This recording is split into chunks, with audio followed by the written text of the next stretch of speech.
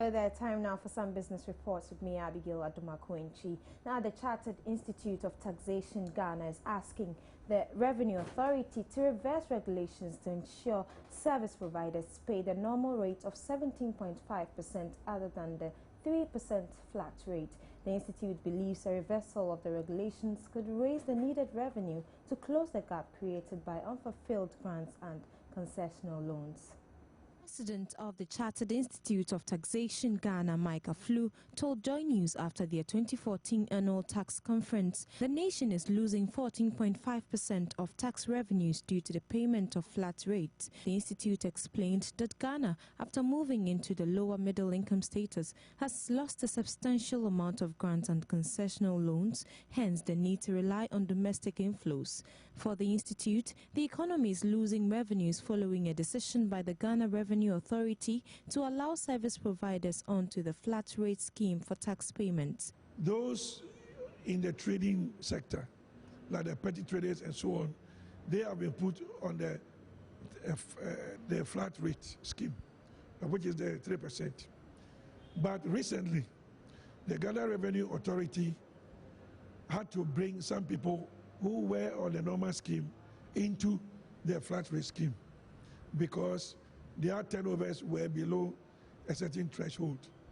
Therefore, some hotels that were hitherto charging the normal rate have to come to charge the. So we have realized that government is losing a lot of revenue. That is the difference between 17.5% and 3%, which is 14.5% revenue is being lost. So we are saying that it is time the Ghana Revenue Authority reverses that decision so that all service providers, irrespective of your turnover, must be on the normal VAT rate of 17.5%. So that other areas where we think this will not be beneficial, government can decide, to reduce or abolish the tax there.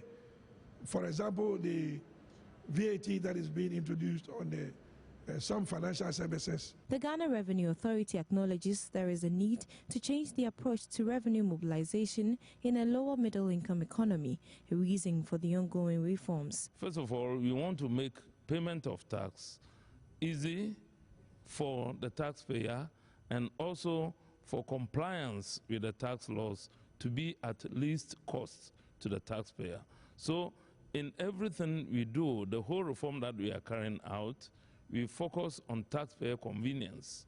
And the idea is to ensure that we have tax laws that are easy to comply with, tax laws that are transparent, and makes possible for taxpayers to predict the tax burden ahead of time so that they can plan. And we are carrying out tax education on a very massive scale.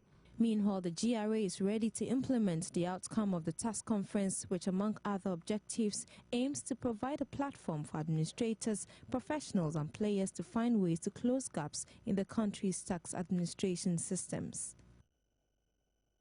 The Africa Center for Energy Policy, ACEP, says government must immediately suspend some non-essential spending to pay off the debts owed by bulk oil distributors and oil marketing companies. This, according to ACEP, will avert another crisis in the short term. Executive Director of the center, in an interview with Joy News, insisted that proper macroeconomic management is the only way out of fuel shortages as a result from exchange losses. Apart from debts owed bulk oil distributors and oil marketing companies by government, the withdrawal of banks' letters of credit remain another financial constraint which could result in the shortage of the commodity. For ACEP, crude importers are only suffering exchange losses irrespective of the debts government is owing them. Government indebtedness, yes, but the government indebtedness is not much of a problem than indebtedness arising from the exchange losses. The BDCs bring in, the products, they buy it in dollars, okay, they sell in cedis, and they have to pay back in dollars. Now, if they are to pay back, they either go to the Bank of Ghana, where the Bank of Ghana will give them the exchange, the forex, based on the Bank of Ghana rate. But in most cases, the Bank of Ghana doesn't have the forex, and so they have to go to the market. where the market rates are even higher than the Bank of Ghana rate. And so the losses accumulate and turn into debts. The banks are demanding that they pay. If within 90 days you are not able to pay, you pay additional penalty every day. Mohammed Amin Adam says revamping the Tema oil refinery could also bring the economy some respite. We all agree that we have fiscal challenges in the economy, so government is unable to mobilize so much resources. But, you know, during extraordinary times, you do extraordinary things. If government will have to solve non-essential spending and to put, you know, the resources into providing the relief for the BDCs, I think that would be welcome, and that would be a very responsible decision for government to take. But beyond this, the most important thing we have to do is to revamp TOR. TOR must be revamped. We must capitalize TOR so that we can refine our own crude. If we are able to refine our own crude, that will reduce the amount we import, and that will reduce the effect of the exchange rate. Government, as Minho said, to be in talks with stakeholders in the petroleum sector to address the current financial challenges to avert fuel shortages. Two-time vice presidential candidate of the MPP, Dr. Mahmoud Bawumia, has questioned the credibility of the country's inflation and exchange rate figures.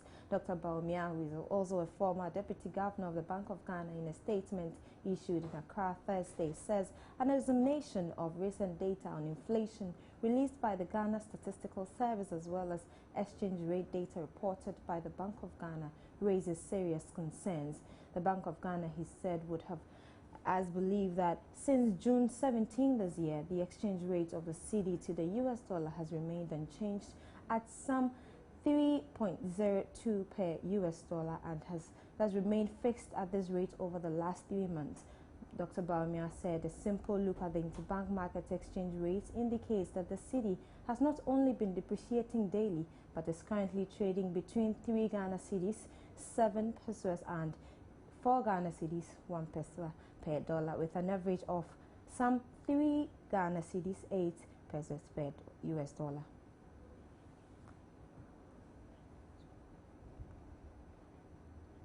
So we would want to get you abreast with some commodity markets, what is actually happening there. And we have gold now selling for $1,273 per ounce, and coffee is now selling at 1,883.35, and also cotton is also going for 66.49. Quickly, we'd go to the forex market and we look at the interbank rates and also the forex rates.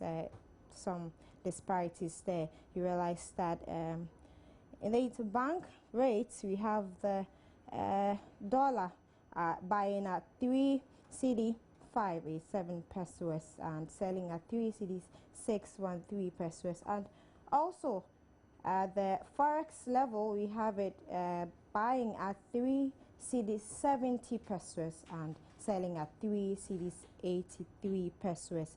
The euro is also buying at 4 cedis 80 pesos at the forex level, and 5 cedis selling at 5 cedis at the forex level. The British pound is also buying at 5 cedis 9 pesos and selling at 5 cedis 958 pesos. On the forex or the forex bureaus, you'd have the British pound also selling at 6 cedis 35 pesos and buying at 6 cedis 10 pesos. So those are some updates there for you. That will be it for business. My name is Abigail Adumakunchi.